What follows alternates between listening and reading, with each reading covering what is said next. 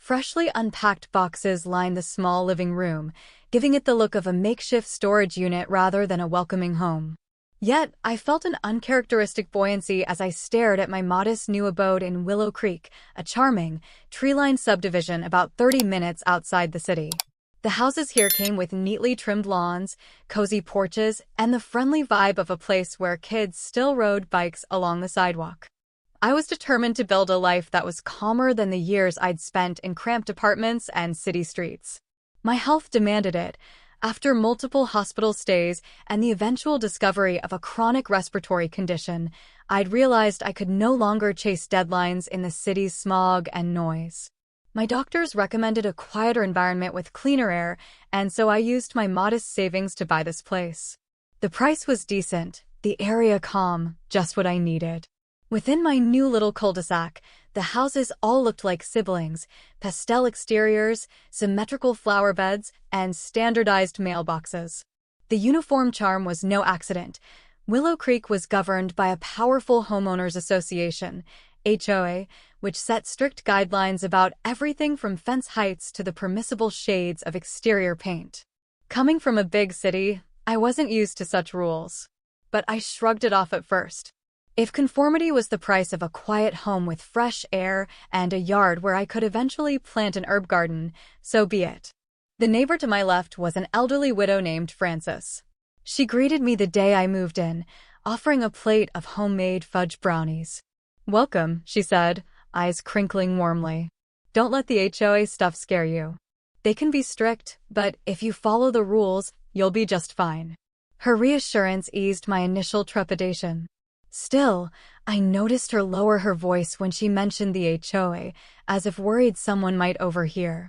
She concluded by hinting I'd soon meet Karen, the board's most outspoken member.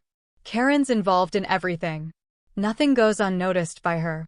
Don't be alarmed if she invites herself onto your property to check your grass or something, Frances joked, though there was an uneasy edge to her smile. Over the next few days, I settled in. My oxygen concentrator machine, vital to my daily comfort, was installed indoors. But because Willow Creek had older home layouts, the technicians recommended placing part of the system outside in a small, ventilated enclosure near the rear of the house, ensuring the warm exhaust air wouldn't build up indoors. It would produce a quiet hum, they said, barely noticeable in normal circumstances. In those first days, life felt refreshingly peaceful. A gentle breeze rustled the leaves on the trimmed maple trees, and the air smelled faintly of flowers from the community's well-tended gardens. I spent time organizing my books, setting up my bedroom, and occasionally stepping out onto my back porch with a cup of herbal tea to enjoy the suburban silence. Little did I know this calm would soon be disrupted by someone who saw even the soft hum of a medical device as a breach of her perceived authority. HOA Karen, as some folks half-jokingly called her, was about to make my life far more complicated than I'd ever imagined.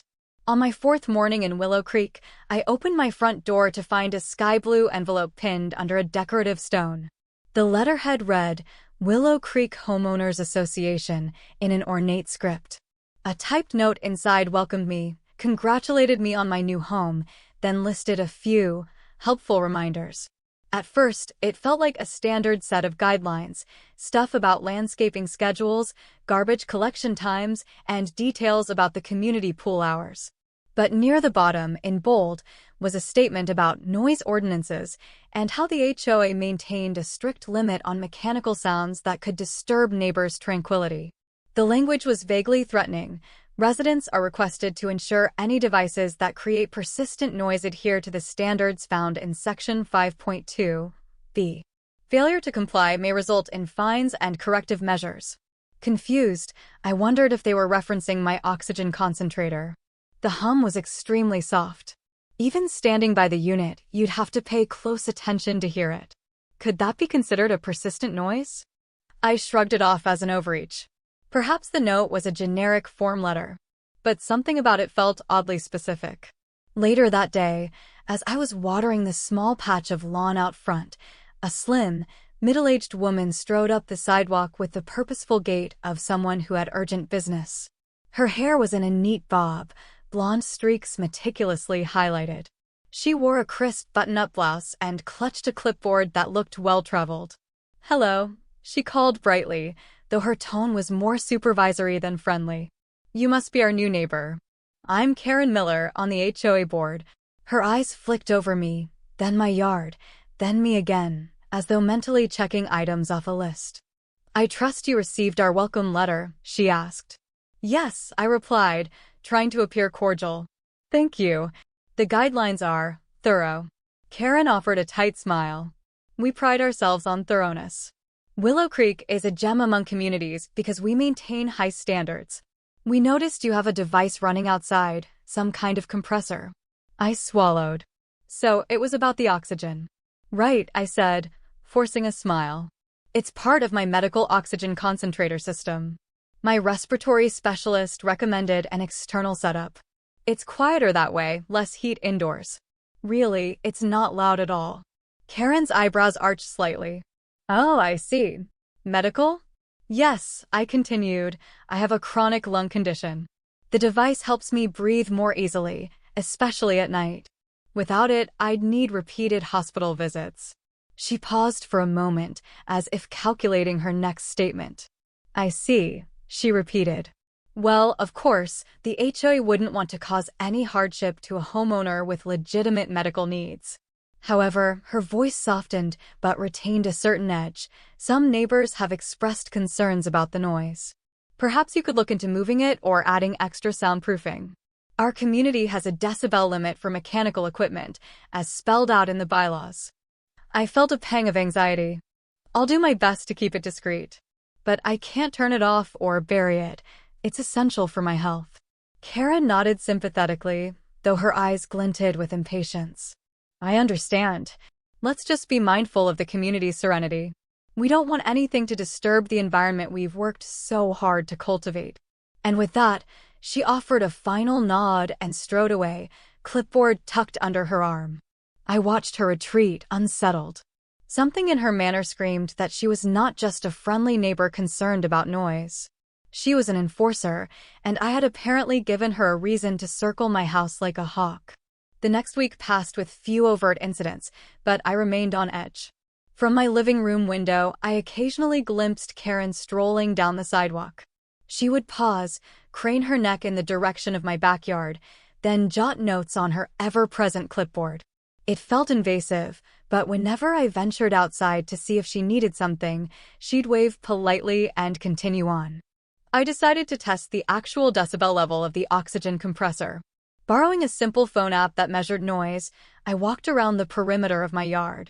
The reading hovered around 38 to 42 decibels near the device, dropping to barely 30 at the edge of the property. That was as soft as a whisper or the hush of a quiet library. Rarely did it spike beyond that range. Willow Creek's bylaws, from what I gleaned online, forbade noise above 50 decibels at the property line during daylight hours and 40 at night. My machine should be well within the limit.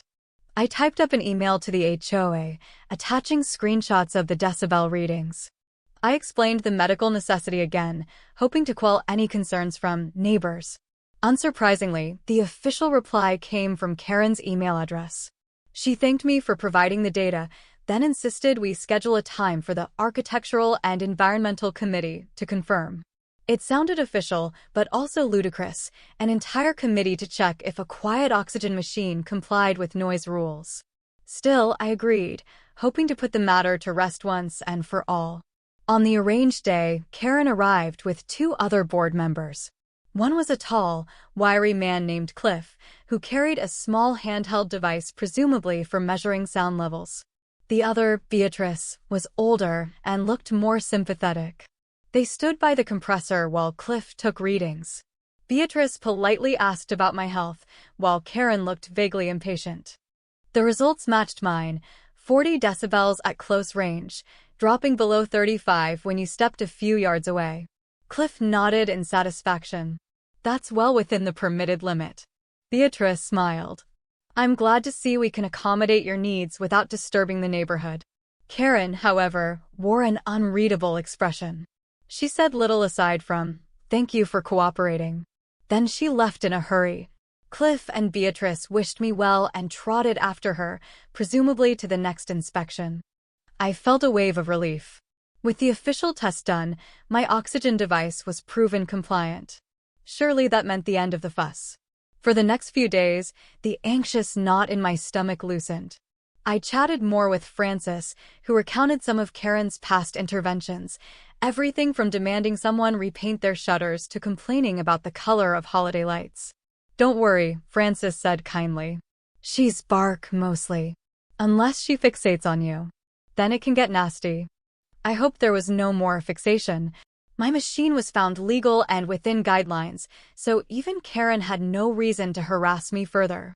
But I didn't yet comprehend how she thrived on controlling the narrative, or how easily a trivial victory, like confirming compliance, could bruise her sense of power. When trouble finally came to a head, I realized that Karen's brand of meddling was not purely rational, nor entirely about the rules. Sometimes, she let her personal annoyance override logic, plunging everyone around her into chaos. Curious about the broader dynamics, I asked around about the history of Willow Creek's HOA. According to Frances and a few other neighbors, Karen wasn't always at the center of everything. She moved in about 8 years ago, promptly joining the social committee to organize holiday events.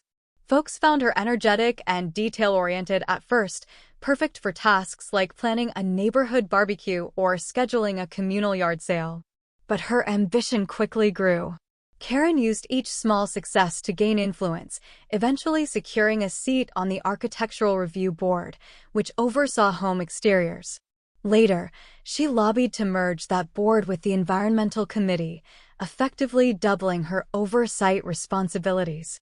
By the time she orchestrated the successful recall of a previous HOA president for financial improprieties, allegations never fully proven, Karen was recognized as the de facto leader. She picked loyal allies for key roles. Even though she never took the official title of president, everyone in Willow Creek knew she was the real power behind the throne. "She has a knack for spinning small issues into big crises," said Martin, a longtime resident who had once served on a short-lived committee to lighten the HOA's restrictions. Say someone leaves their trash can on the curb an hour too long, Karen might whip out her phone, take pictures, and circulate them with dire warnings about property values and community image. Suddenly, the board is discussing a new fine structure. She's cunning that way. Given this background, my relief about the oxygen machine passing the decibel test started to wane. Karen thrived on micromanaging, especially if she felt personally annoyed. And noise, even if minimal, was one of her biggest triggers. The more I observed, the more I noticed how her desire for control seeped into everything. She would tour the neighborhood daily, wearing a watchful expression. If she spotted a weed in someone's flower bed or a car parked slightly off the driveway, she'd document it with photos. A gentle reminder might be sent first, but if that didn't prompt immediate correction, she'd escalate to formal warnings and threatened fines. Some neighbors just grumbled and complied to keep the peace. Others tried to fight back, but mostly gave up, exhausted by the bureaucracy. I found myself constantly checking if my lawn was trimmed to the exact specification or if my porch light was the approved wattage. It was stifling. And ironically, we lived in a place that outwardly looked so idyllic: tree-lined roads, pastel houses, and shiny mailboxes. None of that indicated the tension simmering below the surface.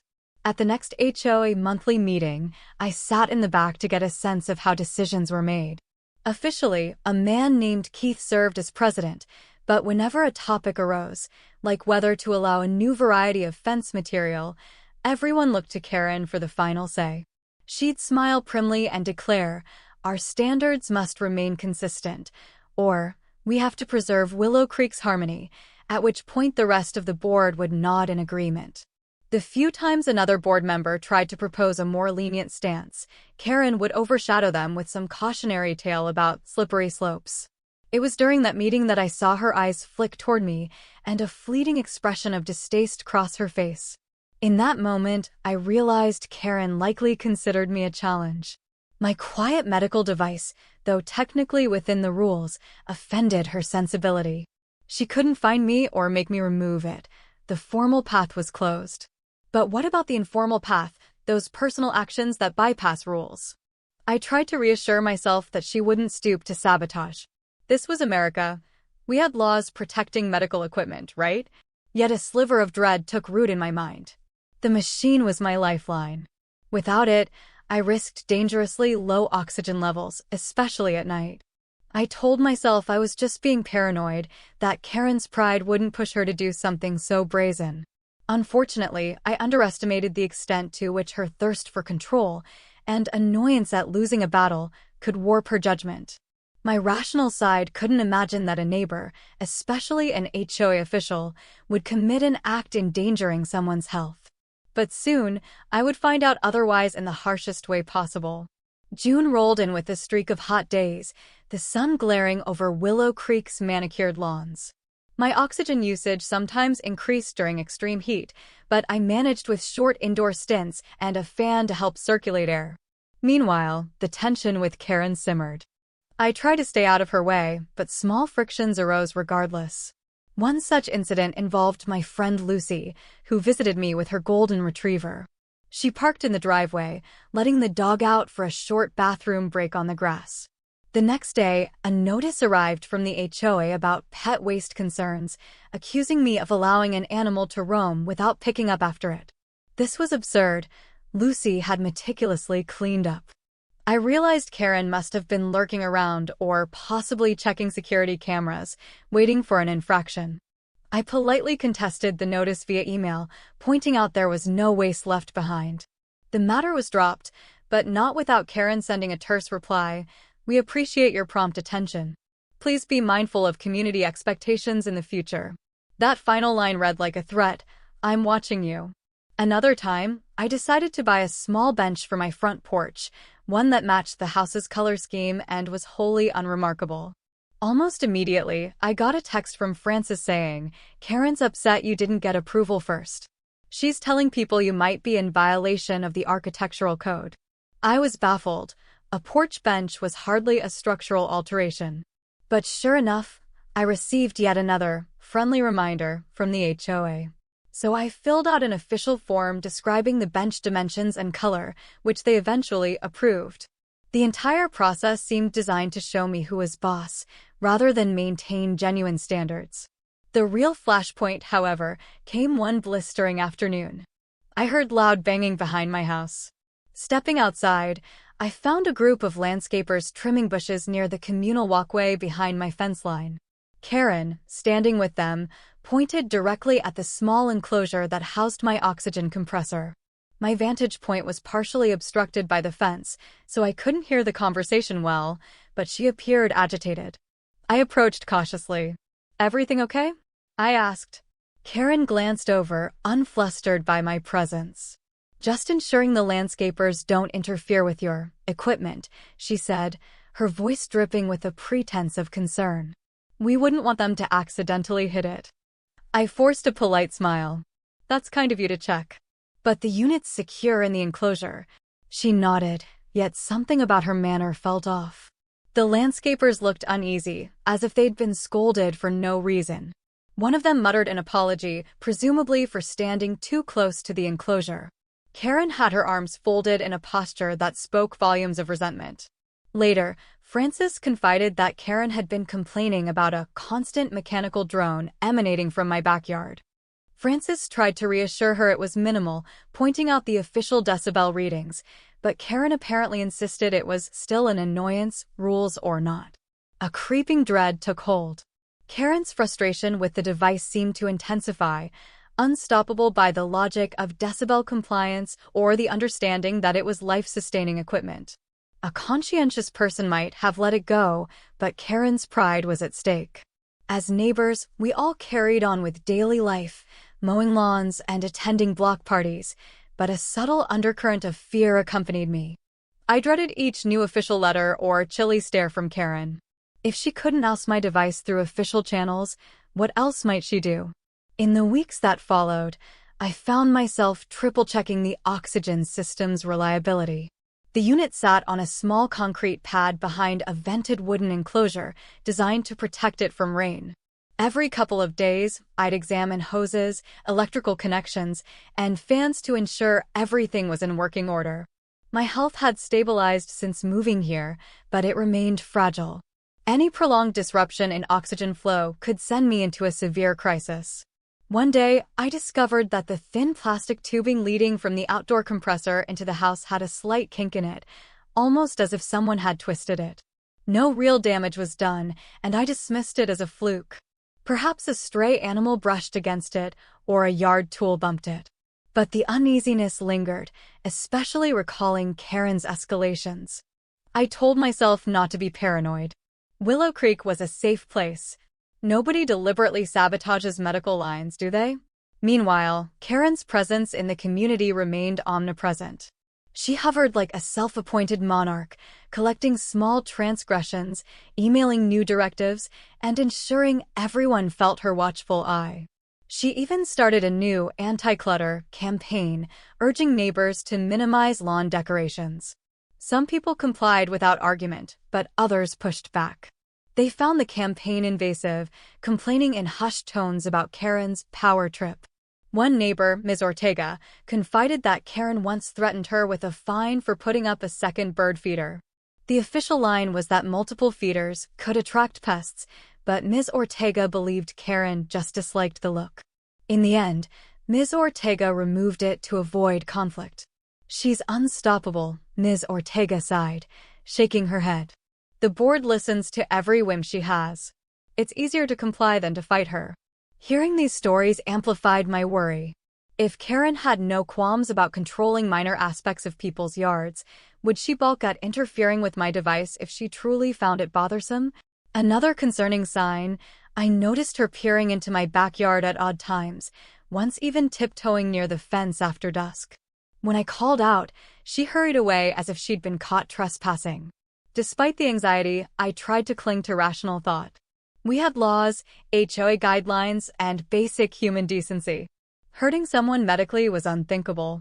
She might be pushy about noise and aesthetics, but certainly not malicious enough to cause me physical harm. Right? But Karen's frustration was visible. The official decibel check had stymied her ability to ban the device. She had no legitimate avenue left. Some days I almost pitied her, someone so consumed by controlling her environment that she'd target even the medically vulnerable. Yet pity soon turned to dread again whenever I heard footsteps near my fence line or glimpsed her silhouette at dusk. There's a saying about corners. Sometimes, when people feel backed into one, they lash out in unpredictable ways. But in this scenario, it wasn't Karen who was cornered. It was me, and ironically, my compliance with every rule only deepened her resentment. All it took was one step too far, and everything would unravel in a terrifying moment. A scorching afternoon in late July saw me returning from a doctor's appointment. The humidity was thick, the air practically shimmering with heat. My physician had advised caution in such weather, suggesting I rest indoors as much as possible. I complied, hooking myself up to my usual oxygen cannula after lunch and settling in for a quiet read. Midway through the evening, a faint beep alerted me to something amiss with the compressor. The beep was the device's built-in alarm for airflow disruptions. Usually, it would beep if a hose kinked or the power briefly fluctuated. But after a moment, it went silent and the machine's steady hum resumed. I assumed it was a momentary glitch. That night, around 2 a.m., I woke with a jolt, struggling to breathe. My chest felt impossibly tight, like a vice gripping my lungs. My oxygen cannula delivered nothing but the faintest whisper of air. Panicked, I flicked on the bedside lamp. The machine indoors was on, but the flow readout was dangerously low. My pulse oximeter, which I clipped onto my finger, showed a plummeting oxygen saturation. Gasping, I staggered outside to the backyard. The compressor was silent, completely off. Even the red standby light was dead. I noticed at once that the main power switch on the enclosure was flipped down. The thick extension cord that fed from the outside GFCI outlet was disconnected. Also, the valve on the oxygen line had been manually turned. The entire setup had been tampered with. My mind raced. Could the system have overheated? But no, someone had physically turned it off, and the cord was yanked from the outlet. My chest burned with each partial breath. I tried to reconnect it, hands shaking, but realized I needed immediate medical help. My phone was in the living room, so I stumbled back inside to dial 911. Within seconds, an operator calmly told me an ambulance was en route. I sank onto the couch, focusing on short, shallow intakes. The swirling edges of my vision threatened to pull me under. The operator's voice guided me to remain calm, to try to reattach the oxygen line if possible, but I was too weak to manage. All I could do was wait, terror creeping in that every excruciating breath might be my last. Suddenly, from the front window, I saw flashing lights. The paramedics arrived in astonishing speed. 2 of them rushed in, found me pale and gasping, slapped on an emergency oxygen mask from their portable tank. Another paramedic hurried outside to check the compressor. They confirmed what I already knew. It had been forcibly switched off. As they stabilized me, one paramedic muttered angrily, "Who the hell turns off a medical oxygen line?" Another insisted I be taken to the hospital for a thorough check, but after about 10 minutes on their high-flow oxygen, my saturation climbed. I insisted I felt well enough to avoid admission, given the cost and the strain. They complied once I was stable, but not without ensuring my home system was reconnected and working again. Amid the chaos, red and blue lights flashed across the sleepy suburban street. Neighbors peeked from windows, some venturing outside in pajamas. Among them, I spotted Karen standing on her lawn, arms wrapped around herself. Our eyes briefly met. She wore an expression I couldn't fully decode, shock or guilt or something in between. The paramedics finished, advising me to call if any further issues arose, then departed. I locked my door, trembling. The beep of the restarted compressor sounded like a lifeline restored. In a daze, I asked myself, could Karen have done this? The rational side of me balked. Sabotaging a medical device is almost unimaginable. But who else had a motive to silence that humming nuisance? I slid to the floor, tears burning in my eyes, overwhelmed by a mix of relief, anger, and fear.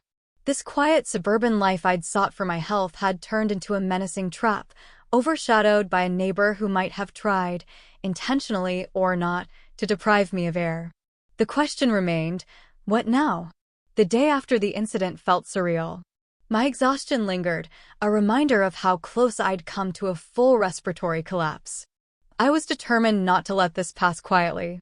So after resting through the morning, I mustered energy to file a police report about the tampering. An officer arrived, took notes, asked if I had evidence. I mentioned the neighbors' repeated complaints, but it was mostly circumstantial. There were no cameras pointing at the oxygen enclosure, an oversight I now regretted. The officer seemed sympathetic but non-committal. We'll keep it on file. If we find any leads or if any witness comes forward, we can pursue it. I realized sabotage without direct evidence was tricky to prove. But at least a formal record existed now. Word spread fast in Willow Creek that an ambulance had rushed to my house in the early hours. Concerned neighbors stopped by. Frances was horrified, bringing me homemade soup. "This is monstrous," she said, her voice trembling. "Even if it was just some random vandal, it's unconscionable." "I'm so sorry." Others offered solidarity, promising to keep an eye on my home if they spotted anything suspicious. By mid-afternoon, I received an email from the HOA. This time, it wasn't Karen's usual stationery. The subject line read, "Urgent Community Notice." Inside, a short message from the official HOA president, Keith, stated, "We are aware of a serious incident involving potential tampering with a resident's medical equipment. While local authorities handle the matter, the HOA strongly condemns any act that endangers a homeowner's health. We remind all residents that harassment or destruction of property is unacceptable. If you have information, please contact us or the police." Keith Palmer, Willow Creek HOA president. Conspicuously, Karen's name did not appear anywhere in that email. This was a departure from the norm, as typically Karen was the mouthpiece for every official communication. Her silence spoke volumes. I wondered if she was lying low to avoid suspicion. Or was she outraged that the HOA had weighed in without her? That evening, a different board member, Beatrice, knocked on my door. She came with soft eyes, offering an apology on behalf of the HOA. "We don't know who did this, but it's awful. The entire board, myself included, will support you in ensuring it doesn't happen again." She gave me her number, promising to expedite approval if I wanted to install security cameras. I thanked her, though the swirling suspicion in my mind kept me from feeling reassured. After she left, I glanced out my window, noticing Karen's house across the street.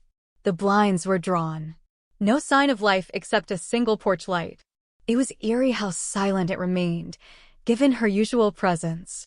Yet, hours later, under the cover of darkness, I spotted a figure stepping onto Karen's porch to speak with her. Through the shadows, I couldn't identify the visitor, but the hushed conversation ended abruptly. The visitor left in haste. It felt like clandestine strategizing. Or perhaps my imagination was running wild. Still, every instinct told me this was far from resolved. While the police investigation offered little immediate progress, the shock of my near-emergency rippled through the neighborhood. People who'd previously dismissed Karen's controlling tendencies now whispered about the possibility that she'd crossed a line. Some refused to believe it.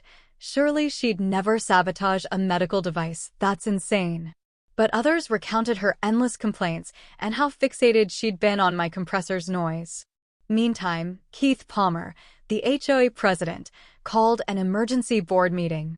The official agenda was discussing security and the well-being of residents, but everyone knew the real subtext: Karen's suspected role in my crisis.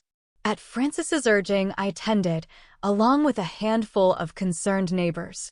The meeting took place in the small clubhouse near the subdivision's entrance. A hush fell when I entered, my presence a stark reminder of the oxygen fiasco. Karen was there, arms folded tightly, face pale.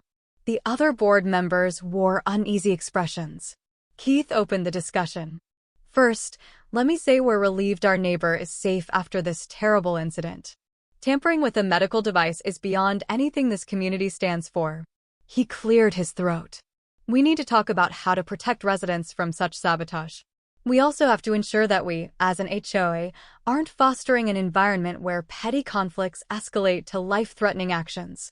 He invited me to recount the events, discovering the machine off, struggling to breathe, paramedics arriving. My voice wavered as I described the terror. I stopped short of directly accusing Karen. There was no proof, but I mentioned she had repeatedly expressed anger about the device. Karen finally spoke, her tone high and defensive. "I'm sorry you had a medical emergency, but how dare you insinuate I had anything to do with it? I was home sleeping. This could have been anyone, a vandal, a kid playing pranks." I resent the finger-pointing. A neighbor, Ms. Ortega, spoke up, "But you've complained about the device so often. You've hounded this poor person about the noise. Why would a random vandal target a medical oxygen line?" Karen scowled. "All I did was request compliance with noise rules. The device was found to be within the limit." I dropped the issue. "Let's not jump to conclusions." Beatrice chimed in, posture stiff. "Karen, you also told me last week that the device still grates on your nerves every time you pass by. You were furious the board couldn't ban it." She paused, letting the weight of that statement sink in. "Now an unknown person sabotages it? That's beyond coincidence." Karen's face flashed from anger to panic. She waved her hands dismissively. I vented in private. "That doesn't mean I'd commit a crime. Are we basing guilt on the fact that I found it annoying?" The tension in the room was thick. Keith rubbed his temples. "No one is accusing you without evidence, but the concern is valid. We have to investigate thoroughly." He turned to the rest of the board. "We must consider sanctioning any member suspected of wrongdoing pending an investigation. That includes removing them from certain duties."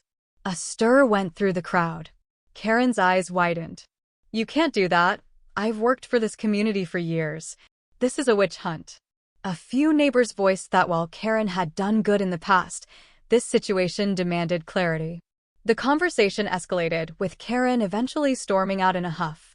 The board agreed to let the police handle the criminal aspect, but decided they'd hold a closed session soon to discuss disciplinary measures. After the meeting, Ms. Ortega and others quietly approached me. offering support. They urged me to install cameras immediately. A local friend set me up with a basic system, capturing angles around the oxygen enclosure, front door, and side yard. If anyone tried something again, we'd have footage. I left the clubhouse that night emotionally drained. While the board hadn't officially pinned blame on Karen, the consensus was that something sinister had happened, and she was suspect number one. The glimmer of accountability shone, but the process could still prove messy. Karen wasn't the type to go down without a fight. 2 tense weeks passed. The police found no direct physical evidence tying Karen to the sabotage, but rumors ran rampant. Meanwhile, the HOA board's internal disciplinary session approached. A wave of relief washed over me whenever the camera notifications pinged on my phone. I felt safer, though I rarely saw Karen near my property anymore. Possibly she was avoiding me or waiting for the dust to settle. On the day of the special board session, the turnout was huge. Dozens of residents crammed into the clubhouse. The atmosphere crackled with curiosity, tension, and a touch of excitement at the prospect that Karen, so often the untouchable figure, might finally face consequences if the board found her complicit or dangerously negligent. Keith began solemnly, summarizing the events. My medical crisis and ambulance call. The sabotage of the oxygen compressor. Karen's documented grievances about the device's noise. Statements from neighbors about her hostility and obsessive behavior. He clarified that while the police had yet to press charges, the board was addressing potential misconduct under HOA regulations, particularly any violation that endangered a resident's health or well-being. This was grounds for severe penalties, including removal from the board, heavy fines, or more. Karen sat off to the side, arms crossed. When offered the chance to speak, she stood, voice trembling with anger. This is a farce. I've dedicated myself to Willow Creek. I have never sabotaged anything, let alone a medical device. Yes, I disliked the noise. So what?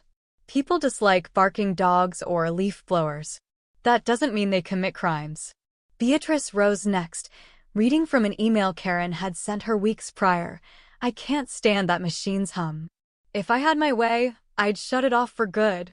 The email, while not an admission of sabotage, was damning in the context. Gasps echoed around the room. Karen tried to spin it, claiming it was hyperbole. But the damage was done. The board members looked grim.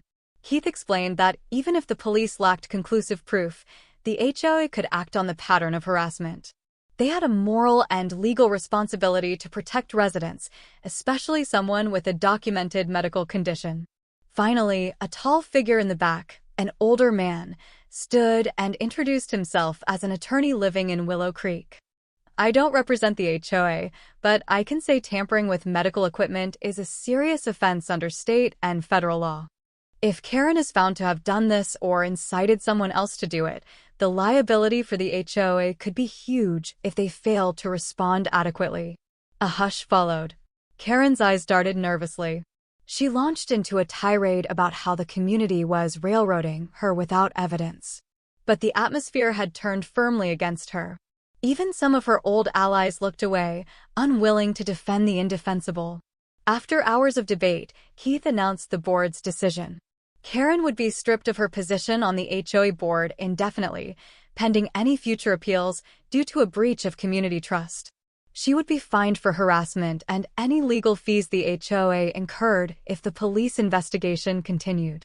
The HOA strongly recommended she refrain from any contact with me and required her to keep away from my property boundaries or face immediate legal escalation.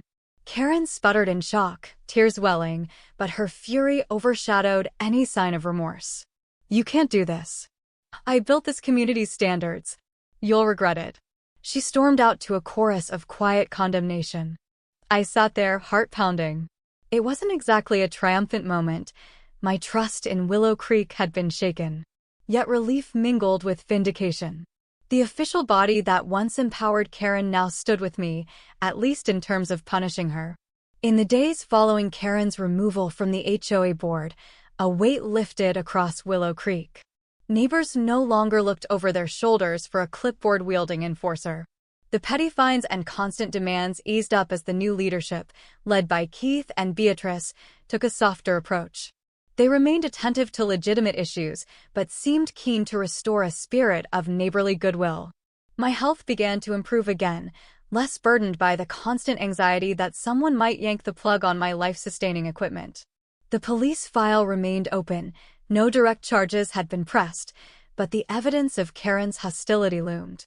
She retreated into her home, ignoring most neighbors. Rumor had it she was consulting lawyers, threatening defamation suits, but no such case emerged. Without any sign of forced entry or DNA evidence, the criminal aspect was murky. Yet Karen's reputation was destroyed. The HOA's censure turned her into a pariah. Installing security cameras proved wise. If she or anyone else tried to meddle with my compressor again, I'd have footage.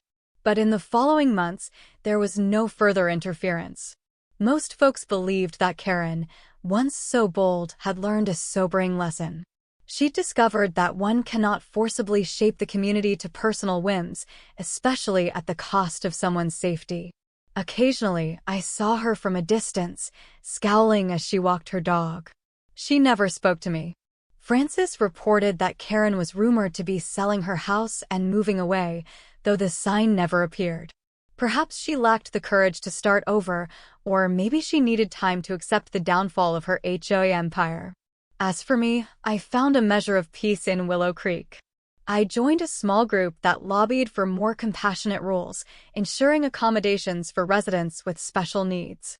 We succeeded in getting the board to formalize a clause preventing any penalties for essential medical devices, clarifying that no resident could override that on the basis of aesthetics or noise. It felt good to transform adversity into positive change. Over time, the memory of that terrifying night dulled, replaced by warmth and normality.